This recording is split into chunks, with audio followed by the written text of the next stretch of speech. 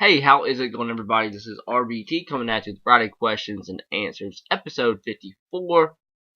And I do want to say, I have these strips in my mouth that are supposed to help strengthen your teeth, and they're supposed to be good for ulcers too.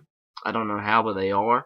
And I have a really bad ulcer, so I had them in. Gotta have them in for 30 minutes. So I just put them in. So I'm hoping this video runs for about 30 minutes, and I can take them out afterwards. So that's why I have like a lisp, if you're wondering if I'm talking with a lisp, but I want to get this video over with. So it's Monday, and I'm coming at you with Friday Questions and Answers, right? So I'm late once again, so I apologize. But this week, everything should be on track. This is our spring break, so we're off for a week. It's cold, so I don't have much planned. So I'm hoping this week to get the videos done that I've been wanting to get done, so I can move on with my channel.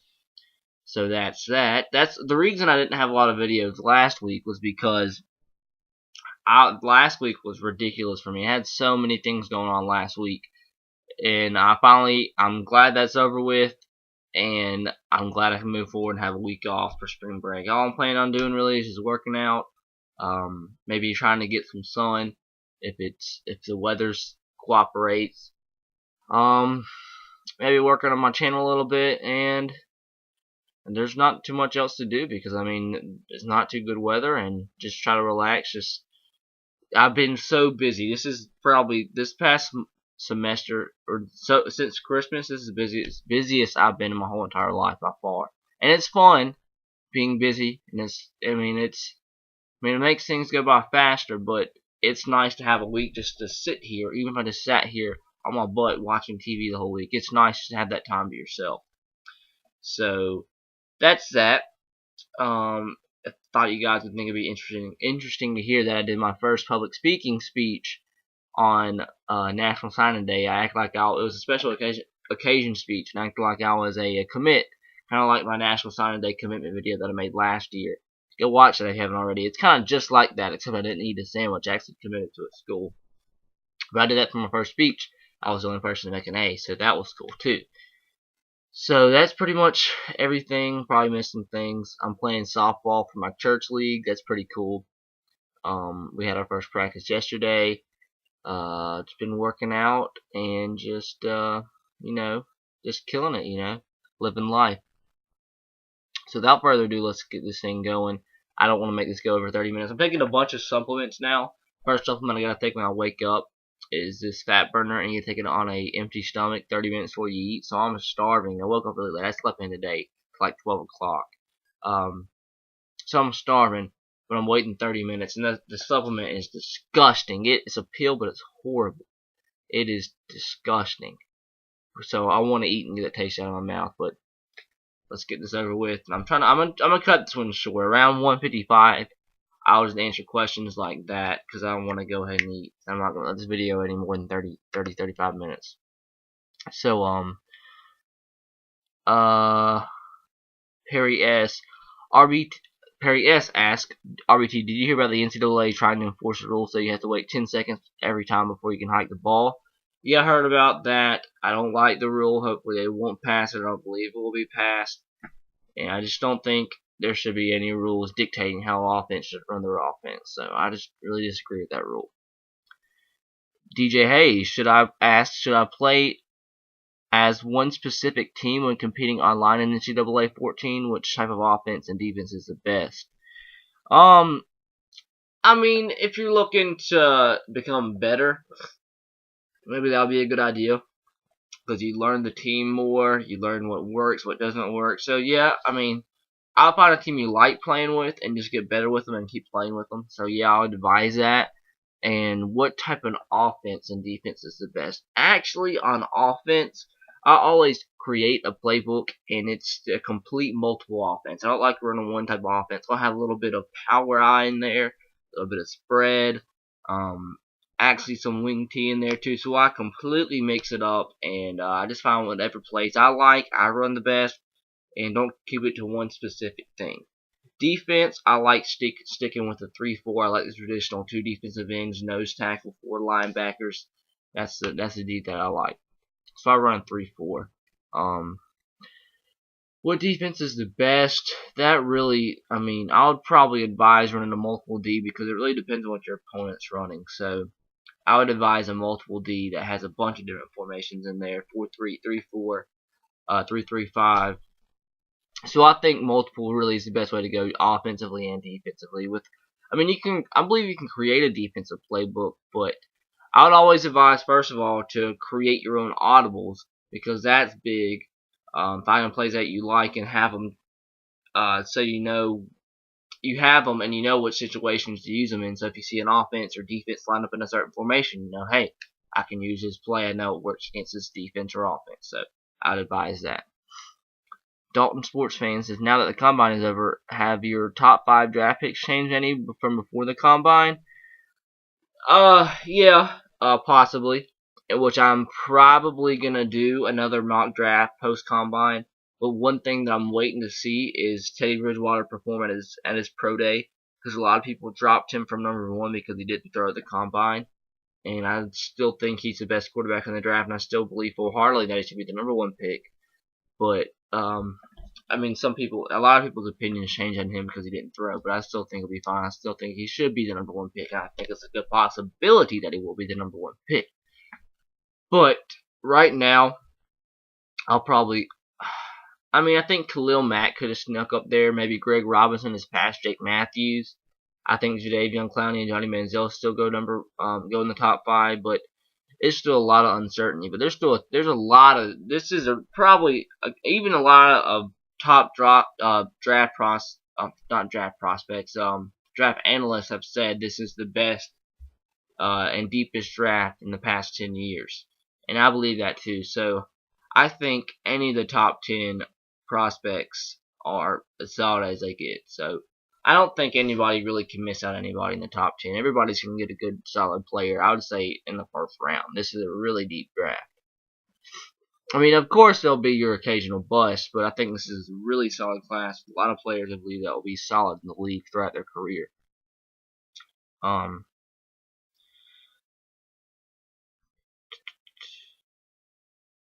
Let's see. Oh, I missed a question. My fault, from DJ Hayes. Wouldn't calling someone a fag or faggot be worse than cussing? Did you say fag or faggot? I mean, everybody says that to their friends. I mean, obviously you're not going to say that to a homosexual person. But I mean, I don't think that's worse than cussing. I mean, yeah, in today's day of age, with everybody's getting so sensitive about things, some people might believe that's true, but I don't believe that's true. I don't cuss.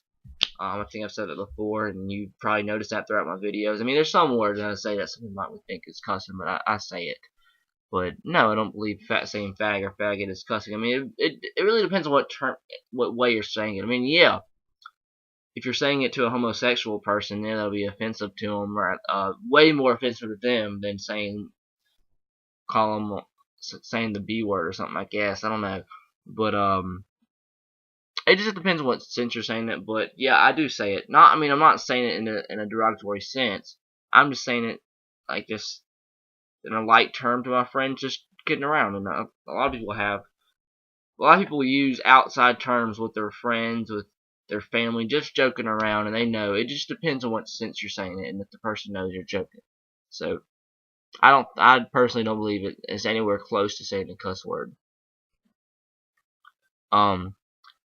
DJ Hayes, why is it always Alabama's own fault when they lose games? I'm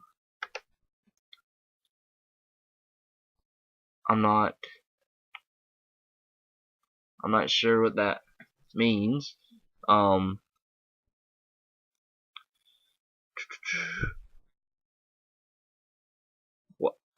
don't know. I mean, it is their own fault that they lose, so I don't really know how to answer that question. So we'll just move on. DJ Hayes, have you ever tried muscle milk? No, I have not. And there's really, I mean, I know muscle milk compared to other supplements is probably a lot cheaper, but if you're really serious about fitness, muscle milk, you can do a lot better than muscle milk. Okay, ex Auburn ask a long question. Do you think the state of Alabama is down talent-wise in the next recruiting class? It has two elite players in Payne and Johnson, a few solid 4 stars, but that is where it really is thin. I look for Jontavius Johnson, Quindesky, Whitlow, and Jalen Thompson to earn 4 stars. Cool story. I actually have grown up with Jalen Thompson. I know him pretty well. Grew up playing sports with him, baseball, football. Cool guy. I think he ends up with Auburn. He's an Auburn fan, no matter what he says on Twitter. I think he's actually said on his Twitter that Florida's his leader, but I've known him forever. He's going to go to Auburn. He's got an Auburn offer. Unless something crazy happens, he's going to end up at Auburn. So he's a cool guy. I mean, I've kind of lost contact with him over the past few years, but I still know him enough that he's probably going to go to Auburn because he went to St. Paul's rather than the school I went to. But he's a cool guy. I mean, I was never really, I would say, good friends with him. I was an acquaintance of him, but I did grow up with him playing sports, so, and I know him, so I think he'll go to Auburn. But Polak is going to be awesome next year. They got 4 in the top 30 and a few more in the 2016 class. They also have maybe getting an elite QB. He might transfer to Opelika. Auburn hired his dad as an offensive analyst. Dad isn't too fond of Auburn's head coach, according to rumors.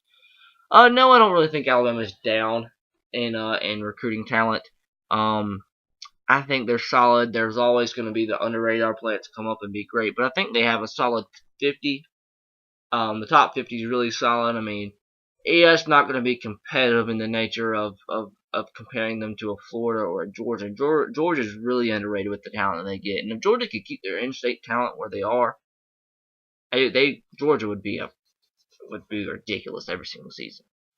But I mean, it's solid. It's not ridiculous, but I think they have solid talent, and I think Alabama's always gonna have solid talent. I mean, I don't think in Alabama and Auburn would say a national powerhouse staying in state, but I think the reason Alabama and Auburn tends to be successful, and I've shown they can be over the past 5-6 years, that they keep their in-state talent in state for the most part. Aside from a few such as Jameis Winston, they are in a perfect territory to get the guys from Georgia, Louisiana, Mississippi, maybe a couple from Tennessee, Florida, Georgia. I think I already said Georgia. So they're in a really good territory, and sometimes you get a guy maybe out of California, somewhere else across the country, but they're in a really good position. That's why I always think my college, South Alabama, is in a perfect position to get a couple blue chips that come under the radar to become a pretty powerful program, and that's why I like comparing my South Alabama to South Florida. You saw South Florida come out of the depths. They were a nobody program, and in not too long of becoming D1, they were an opportunity to play for a national championship. South Florida was. They were ranked number 2 in the country. So that right there shows you that anything can happen if you're put in the right opportunity with the right recruiting base. I mean, South Florida, obviously being from Florida, really solid recruiting base. So that's that. I don't know if that answered your question. Oh, yeah, Alabama, I don't believe it's really great, but I think it's a good recruiting class. Caleb Slisler asks, who will be the best between the 5 quarterbacks in the NFL for the 2014-15 season? Manziel, Kaepernick, Russell Wilson, RG3, and Bridgewater by the name of, yes, Slisler. I think I would keep the rookies out right now because, I mean, they're unproven in regards to the NFL, so I would not keep them out. I think it's between Kaepernick, Wilson, RG3. Kaepernick, I believe, will solid. I think it will be solid. I mean, I believe his passing numbers will improve. They were down last season. His rushing numbers we're good. Russell Wilson had a solid year, but I mean, he's surrounded by talent, so I think Russell Wilson will have the most successful season with the team. RG3, I believe the Redskins are really in a bad situation with the loss of draft picks and just a lack of talent. They have to do some work in free agency to compete. But I really am a believer in RG3. I think he will have the best individual season next year if they can add some talent around him. So I think RG3 will be the most individualized, successful player. But as a team success, which might really increase the individualized success persona of one of those two players in Kaepernick and Russell Wilson. I think it'll be Russell Wilson once again, coming off the Super Bowl championship. Everybody's coming back. They'll get maybe some more players from free agency, and they have, a first round and second round draft picks, so they'll get some more solid players. You saw how they can draft players late in the draft. They find a couple gems later on, so they'll even be better next year, I believe. So I think individual success, RG3, but team success, which a lot of people find more valuable, I would go with Russell Wilson. DJ Hayes, how come Boise State was never able to make it to a BCS national championship? Because I told you, they never give an underdog a chance. And I think the reason why they didn't, if I'm not mistaken, the seasons that they went undefeated, they were put into bad luck because the teams in front of them didn't have losses, only had one loss, and a lot of people didn't believe Boise State deserved it over them. But the times they finally got into a big discussion was the seasons that they went back-to-back undefeated or one-loss seasons, which kept them up in the chase. And the real key was to do good one season, go undefeated, and the next season be top 5 preseason, top 10 preseason, which keeps them in the hunt all year round. And you just need teams to drop so you can jump them. That's why they were able to stay top 10, top 5 for as long as they did. And I think there was maybe a season or two they were really put in a bad situation because the teams in front of them were really good. And I think that's the reason why they never got to compete for them. Could they have won the national championship one of those years? I think so. But that's why a playoff now is big. And what sucks is I don't think a team like Boise State will ever be able to give the opportunity to play for a national championship because they will not make as much money, which I hate the committee. I said this before, and I just wish it was different. But that's what I think.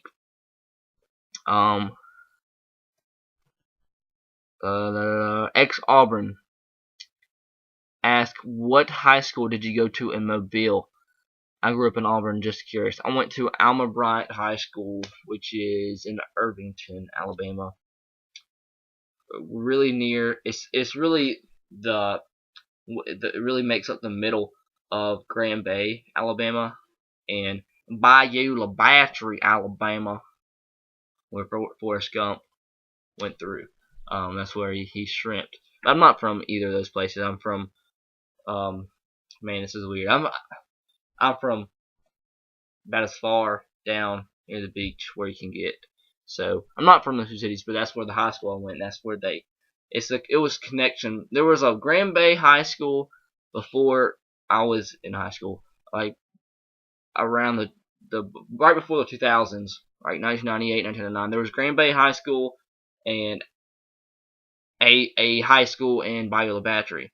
They were rivals forever in all sports and just rivals in general. And then they connected those two schools together to make Alma Bryant High School, and they both went to there. And it was the Irvington, which is between Grand Bay and Bayou La Battery.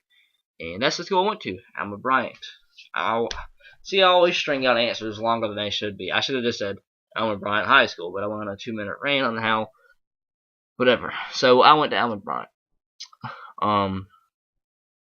Good question here. Caleb Slisler asked, who is your celebrity crush? My celebrity crush is Jennifer Lawrence because she is amazing in every sense. She's amazing. She might not be the most beautiful, but she's amazing. She just is. My celebrity crush on looks would probably be Jessica Alba. It's always been, but Jennifer Lawrence every day, all day, every day. I just want to meet her and just give her a hug and just feel her, just grab her and just give her a big bear hug. And maybe she can. At that point, I'm really built, and she just feels my muscles, and she's like, "Oh, I want to marry you," and that would make my life. Ex-Auburn, biggest trap game for Bama can include LSU, Alabama. Wait, can include LSU or Auburn. Oh, wait, sorry. It can't include LSU. Then he starts another sentence. For Auburn, I think Kansas State is a trap game. Agree or disagree? Thursday night game do have a little over a week, so that's nice. But going into KSU won't be easy. Biggest trap game for Bama. Ooh, good question. It's hard for me to, off the top of my head, to remember everything. So let me look at the schedule real quick, if you don't mind. Shouldn't take me long to get this up. Oh yeah, that's something. I need to start doing the schedule videos. I need to get those over with because I want to get those videos over with so I can move. I have to do the last top tens, the football schedule videos, and I have a couple of baseball preseason videos I want to do, along with predictions for baseball that have nothing to do with the videos I'm planning on doing. And then I want to move on and do some other videos for the going into the next college football season, NFL season, and some more videos. So I have some series planned to do, but I want to get, before I implement them, I want to get focused on these other things to get them over with so I can move on. So I need to finish those schedule videos. And the thing is, I could do them all. Like I could finish them all like in 4 days and get them over with. But I don't want to spam you guys with videos. I try to keep it to no more than 2 a day. When I'm really working at it, maybe 3, but no more than that. Except on NFL Draft Day, you guys, I'm sorry, will be spammed with videos because I'm going to do a video analyzing every single pick, just like I did last season. But I have to be careful with that because I have a strike. I don't want anybody to not. I'm probably going to have to like change the title up a little bit because I don't want to be given another strike for it. But I might do something. I'll make a video for each pick, but I'll have to be careful about it. I don't want anybody to get mad over the video and try to get me a strike. But anyways, the question was, who was the trap game for Alabama? Let me look real quick. Let me see. Load, computer, load. Trap game.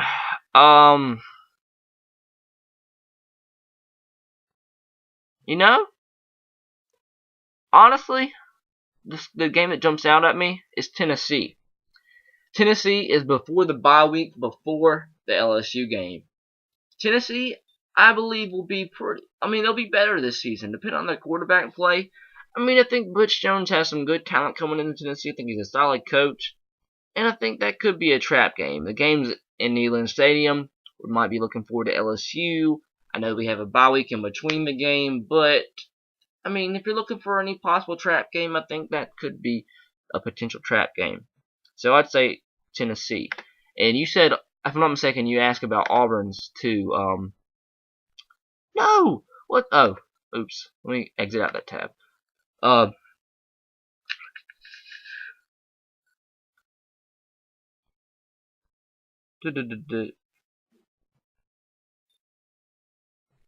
I'm so confused right now. Okay, never mind. I'll get to that in a second.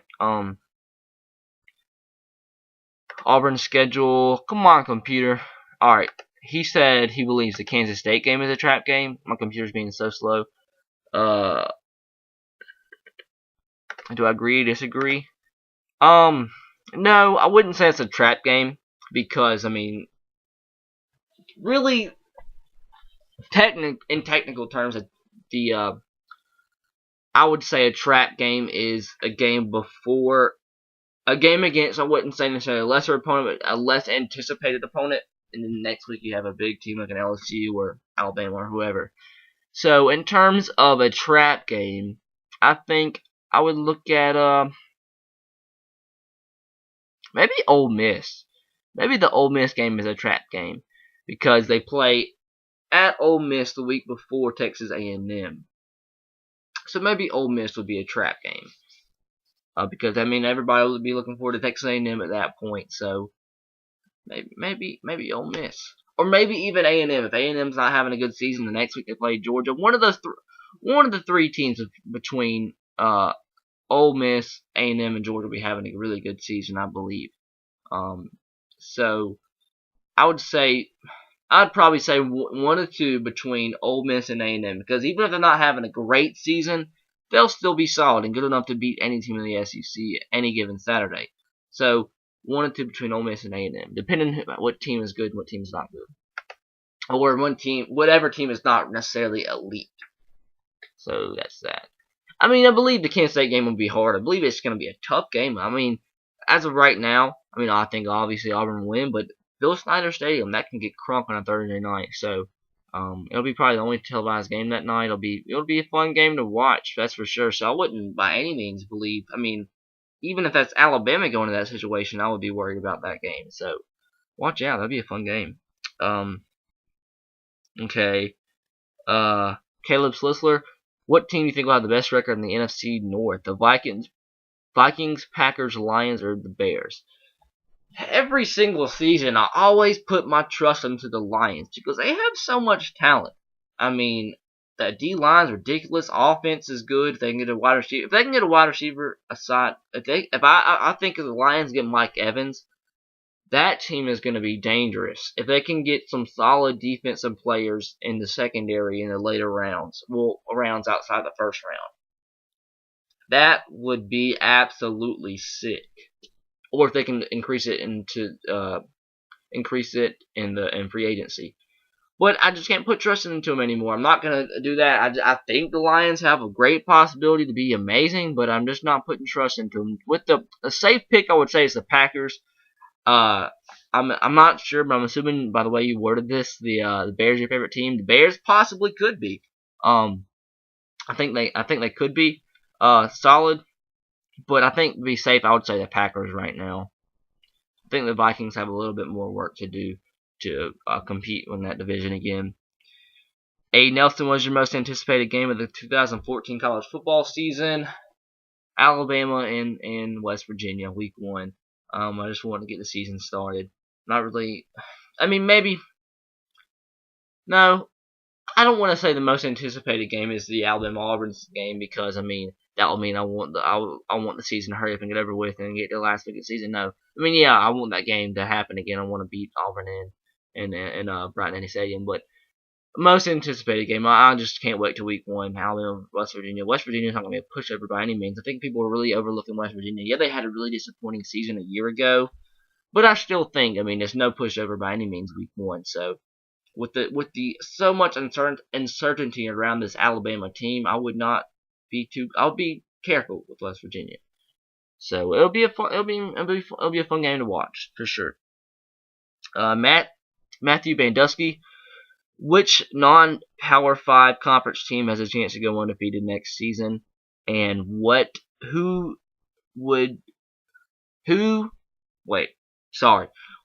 be in favor of a 16-team playoff in college football similar to those used in the FCS? And will the playoffs ever evolve into that? Which non-Power 5 team has a chance to go undefeated? You know what team actually comes off the top of my head? Is Utah State. They bring back Chucky Keaton. They bring back a lot. I would have to look at what their schedule is, like non-conference, because obviously if they're playing a really good team like an Oregon non-conference, that would be tough. But you always got to look at what team brings back a solid quarterback, what team brings back core players. And I think Utah State, if they're not having a really tough out-of-conference schedule, has a chance to go undefeated. I mean, teams from last season, you have the Fresno States. They lose Derek Carr, a really good wide receiver, Devontae Adams. San Jose State loses David Fowles. Who else was in it? Northern Illinois loses Jordan Lynch. So there's a lot of non-conference teams that could fall off the radar. Okay. Utah State actually has a pretty tough schedule. They go to Tennessee week 1. Wake Forest is also tough. Arkansas State's on the push. Everybody means BYU. I mean, those games are winnable, and Tennessee is probably going to be a loss, but that's winnable, especially with it being week 1. I mean, South Alabama almost beat Tennessee last year. But, man, you're putting me into a little bind here. It's just tough. You know, let me check out, another team that comes to mind is Marshall. Let me check out Marshall real quick. And Bowling Green. Bowling Green is another team that down the stretch last season was ridiculous. They had a chance too, but 3 teams come to my mind right now: Bowling Green, Utah State, and who did I name? Bowling Green. Oh, Marshall. Let me check. All of those 3 teams bring back a good bit of criteria, which I believe is a good team, not in the Power 5 conference. I have a chance to go undefeated, but it depends what team has the toughest schedule. And what team has the easiest schedule? 'Cause that's a big part of it too. I mean, you gotta think. Marshall. Ooh, Marshall out of conference plays, because they bring back Rakeem Cato. Rakeem Cato is a really solid quarterback, very, very efficient. Look at this. Marshall plays Miami, Ohio, Rhode Island, Ohio, and Akron out of conference. That sets up very pretty for them. I think out of the two teams, Marshall was probably better than Bowling Green, but let me check Bowling Green's schedule real quick. Sorry, this is taking a long time. Man, I need to finish this real quick after this question, because I gotta eat. I'm sorry. Mid American, Bowling Green. Let me check Bowling Green's out of conference schedule real quick. Western Kentucky, VMI, Indiana, which I think they could win that game, but then they have Wisconsin. So out of those three teams, which I believe off the top of my mind, fit the criteria, I think Marshall has a solid chance to go undefeated. If their defense can improve, their defense was bad last season, but they have a solid offense. So that's that. And his other question, would you be in favor of a top 16 team playoff for college football? No, not really, because if that's the case, that adds a couple more games, and that will probably take away from the regular season. I mean, obviously FCS playoffs has been okay with the way they have it formatted, but I wouldn't go any farther than 8. I really wouldn't. I think 8 is solid enough to give a team a shot outside the Power 5 conferences, give all the conference champions a shot, and give two teams a shot that played well in their conference, or obviously one of the top teams in the country, but didn't win their conference. So, I mean, that really sets up well. I think you should put emphasis on conference champions. So, 8 teams, the 5 power conferences, 2 what is it called? 2 not automatic bids. What are they called? At-large bids, sorry. 2 at-large bids, and some way to determine one team out of all the non-AQ conferences. So that's 8 teams right there. Gives everybody a shot. Fits every criteria you need to give everybody a shot to win the championship. So I believe 8 is great. And do I think the playoffs will evolve into that? I think the playoffs will evolve. I think more and more this was a good starting ground, and I think it will increase over time, and they'll find what they believe fits perfectly. So I think this is a starting ground. I think obviously it will evolve later on. So guys, sorry, the rest of the questions I will have to answer very quick. So I need to hurry. Put that knife down. That's all I'm gonna say. He asked, do you think LSU will be a surprise team? I don't think they'll be a surprise team. I think they'll just be good. I don't think they'll really surprise anybody. Yeah, the quarterback situation is going to be kind of iffy, but I think they'll be solid. I don't think they'll have to be a surprise at all. Do you think if Johnny Manziel gets picked by the Browns, could he lead his team to the playoffs? They need a little bit more, but I think he could lead them to a solid season, a better season than what the Browns have been accustomed to over the past few years. I mean, you saw they have a very good receiver in Josh Gordon. They played well with Brian Hoyer at quarterback. So, I mean, they could find a little bit of success with Manziel, that's for sure. And what team do you think will be the best in the Pac-12 in 2014? With Mariota coming back, I think I would have to be safe and say Oregon. But I don't know. Stanford loses a lot. They bring back Kevin Hogan. That's big. Lose Tyler Gaffney. So I'd probably stay safe and say Oregon. And what are your views on secret societies? I don't know. I really don't have any views on them. I just take them. I like researching and stuff like that. I think that's pretty interesting, but I don't really have any views on them, I would say. I just find them interesting and take them with a grain of salt. I mean, nobody knows what's true and what's not true, but I find them interesting. Jackson Bear 1 says, what are your favorite GTA games of all time? The reason I saw this earlier, I was kind of confused. I thought you asked this before, so I was wondering if I was reading questions from a couple weeks ago, so I was kind of worried. But I think I answered this, but I'm not real sure. I'm not gonna assume anything. But I believe I said in a question before, I actually have only played one Grand Theft Auto. I've only played Grand Theft Auto 5. I never played it before, so I can't answer that question.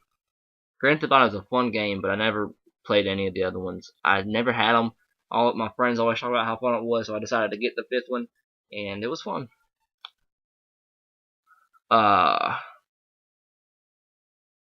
Ex-Auburn national championship in basketball. Wichita State, pretender or contender? I think they're actual contenders. They play great. I mean, no matter who you play, it's so tough to go undefeated. We'll have to see how they do in their conference tournament, which I think they obviously should win. But they're contenders in my mind. They play. I mean, you got to remember they went to the Final Four last year, and they brought back a lot from that team. I love I forget his name, but the point guard's awesome. Or is he a shooting guard? The white dude. He's awesome. But they played well all season long. They have a couple solid wins on their schedule. You saw they competed last year, brought Chunk back. Why couldn't they compete this year? So I think they're pretenders. I mean, wow, I think they're contenders. But national championship, maybe not. But who I think's win the national championship? I think I would go with, maybe a team out of the Big Ten. I feel like a team out of the Big Ten will win. Which one, I'm not sure, but maybe Michigan State. They come to mind. Maybe Michigan State. Buffalo Bills fan 97. Do you think the Red Sox have a better chance at repeating as World Series champions than the Red Sox? The Yankees do making the playoffs. No, I think the Yankees make the playoffs. Maybe. I think it's gonna be tough for the Red Sox to repeat. They had to have so many things the other way last season to get to the point where they were. A lot of guys had to stay healthy, and they did. Can that happen again? I don't know, because a lot of people are getting a year older. Ortiz is a year older, even though his production hasn't gone down by any point. Shane Victorino's getting older. He hardly stayed healthy last year, even though he ended up being huge in the postseason. Let's see, Johnny Gomes. He's getting older, but he stayed healthy. We'll have to see how AJ Persinski does behind the plate, even though he had like his best offensive season last year. But I mean, he's 37, 38 years old playing catcher, so we have to see there. David Ross is old too, but I mean, they should be a solid 1-2 punch behind the plate. Rotation should be solid. We did lose Buchholz for a lot of the season last year, so it will be a plus if he can stay healthy throughout the season. John Lester, I hope, will be solid. So Lester and Buchholz will be huge. DeBron, I believe, will take a step forward. I don't think it's a big situation with Ryan Dipster going away for the year. I think that's probably a good thing because he wasn't too solid last year. Peavy, he'll be a good 4 or 5 guy, and then John Lackey I think will be solid too. So I think a rotation is solid. Bullpen, a big thing got to remember. Uriahara didn't start closing until the second half of the season. We had a ton of blown saves in the first half of the season. So with having him at the helm as a closer position for the whole year, that will be big, and I think that could cost us 7 to 8 wins. Really, I think he could win as many 8 games. That could end up being the reason for 8 or so wins. If he closed the beginning of last year for the first half, the whole entire season, I think we actually win at least 7 or 8 games more than we did last year in the regular season. So you got to remember that. So that's going to be a big thing. But then you got to remember we have 3, I guess you can say, unproven guys that are probably going to be starting. And Xander Bogaerts, Will Middlebrooks, who has played 2 years. His first year he was solid. Last year was kind of a slump all year round. But I still give him a chance. I really like Middlebrooks, and I really hope we do not sign Stephen Drew so we can have all three of these guys playing. I mean, obviously, with see how Bradley can do. He played at center field. He played great in spring training, and then he started last year with where did he start at? Left field or center field? Was Ellsbury hurt at the beginning of the year? I think so. And he didn't play too well. He played okay defensively, but offensively, when he got to the regular season, wasn't great. So we have 3 unproven guys. So let's see how they play. And I hope they do all start because I think they're a centerpiece of our team moving forward once the Ortizes leave, Victorino, Gomes are off their contract, Brzezinski, Ross leave. I think Christian Vasquez will not be a solid catcher. I think we're really molding him until we end up losing Ross and Brzezinski. But I think the team will be solid. But then on the Yankees front, they have so many guys that are good, but they're older, and we have to see if they can stay healthy. I'm just thinking it's so much unproven play on the Yankees team right now. The rotation's unproven. I mean, not unproven, but a lot of question marks. Bullpen has some question marks, especially with Rivera not being the closer anymore. And it's just a lot of kind of uncertainty that I wouldn't put them as a shoe-in for the playoffs. A lot of guys could get injured again, like last season. I mean, Ellsbury's, you got to remember, as young as he seems to the rest of the Yankees, he's been injured a lot too. Beltran's not exactly been a healthy player either. I don't believe. I could be wrong. We have to see how they do without Cano. Brennan Ryan or Brian Roberts is going to play second base. I think it should be Brian Roberts, but he's not necessarily been healthy either. Teixeira, we all know he's been hurt for a long time. McCann has actually been injured at points too, and he's getting older. He's in his 30s now, so we'll have to see what happens there. Sabathia has lost some weight. Looks like he's in better shape, so we'll see. Tanaka hasn't pitched a game yet, so they're putting so much faith into Tanaka. If he's a bust, that could be huge. Let's see how the third base position ends up.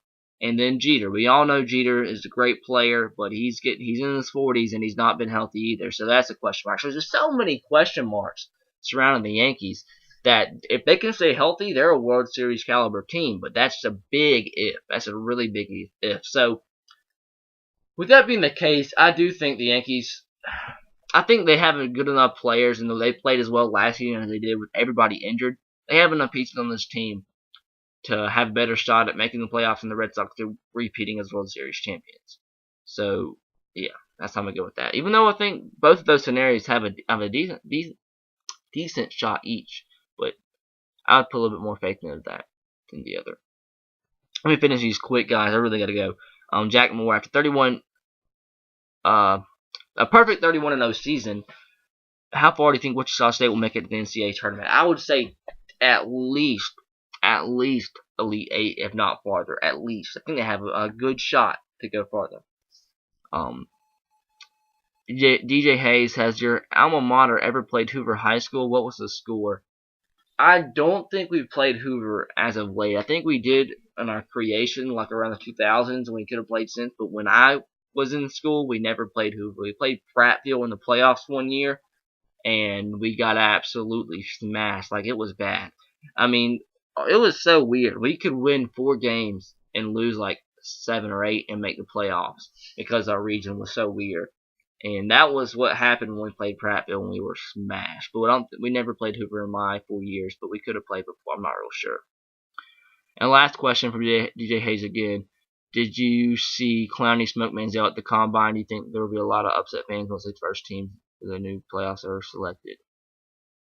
I'm not sure what you mean by the first question. And Clowney smoked Manziel. I think they both had good combines. Clowney obviously ran real well at his size.